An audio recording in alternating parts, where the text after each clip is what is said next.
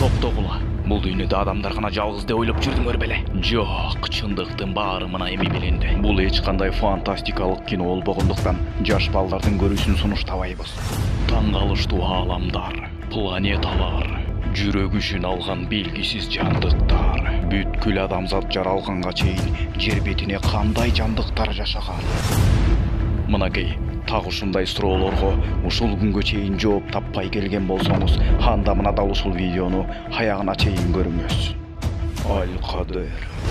Кудуреттүү жараткан Аллах Тааланын чексиз сырга толгон ааламы.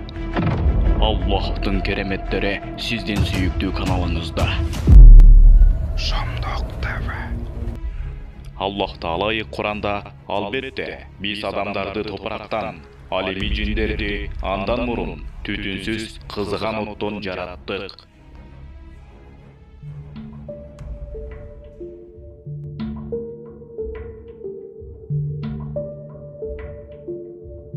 Жиндер ааламы. Жиндер деген кимдер дегенде коркуп кетпеңиз. Себеби бул жандар дагы Аллах Тааланын жараткан дагы бир макулуктары. Ал аалам бар аалам. Анча-мынча көрүнүп калышыбы коркпош керек. Алар бизге бир нерсе өзгөртүп бербейт, андай кылып бул колду сындырып бербейт. Болгон коркпош керек. Коркконго кош көрүнөт, корко берген болот. Эгерде көзүңүзгө бир нерсе көрүнсө, жөн эле аузу биллахи минаш шайтанир ражим болду, бүт тамам. Эң чоң дуа ошол. Деги эле адамзатка азыркы күнгө чейин табышмак болуп келгендиктен бейтааныш ааламдарга эмнегедир коркуу сезими менен карап келебиз. А бирок жиндер ааламына жана жиндерге канчалык ишенгибиз келбей турса дагы, алар биздин арабызда эле жүрүшөөрүн баарыбыз эле жакшы билип калсак керек. Алар деле биз сыяктуу өз тиричилигин кылып келишет.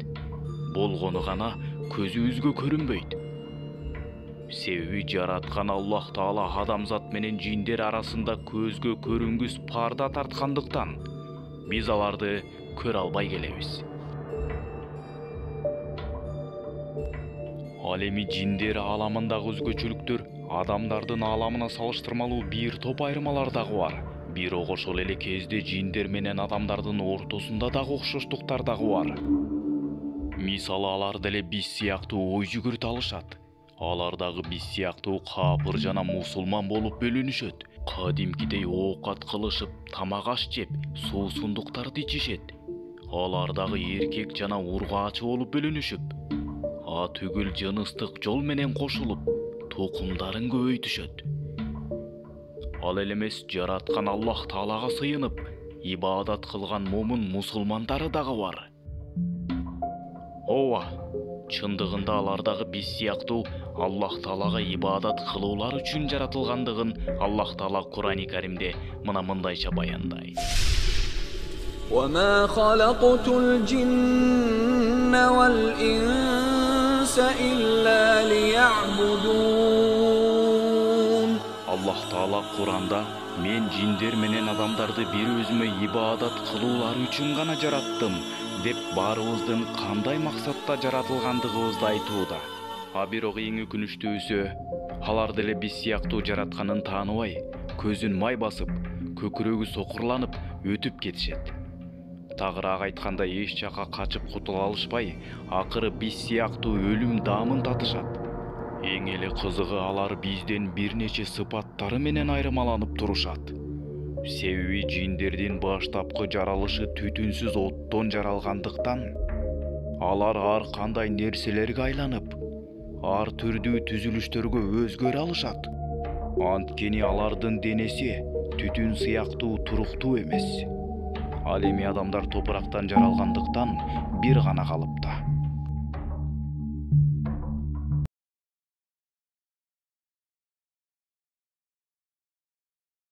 Албетте, биз адамдарды топурактан, ал эми жиндерди андан мурун түтүнсүз кызыган оттон жараттык. Андан мурун, демек адамзат жаралганга чейин жер планетасында жиндер мекендегенби? Ооба, так ошондой. Жараткан Аллах Таала адамдардан мурун жиндердин жаралгандыгын ыйык Кур'ани Каримде айтууда.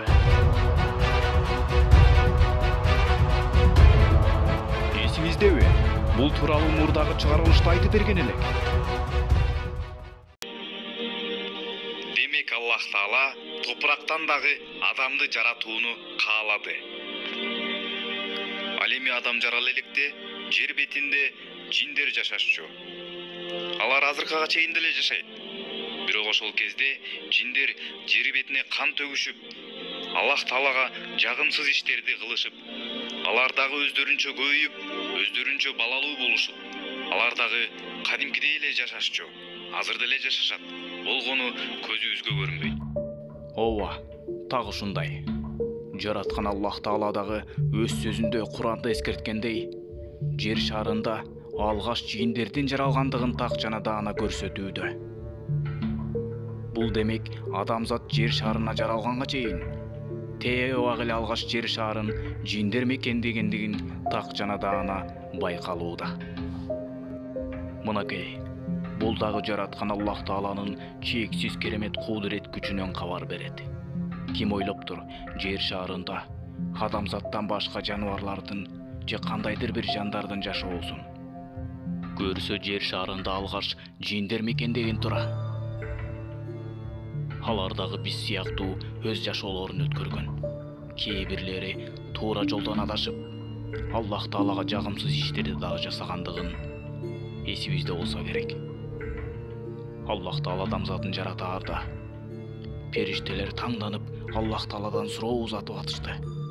О жараткан Алла, сен дагы жер бетине кандайдыр бир затты жараткан жатасыңбы?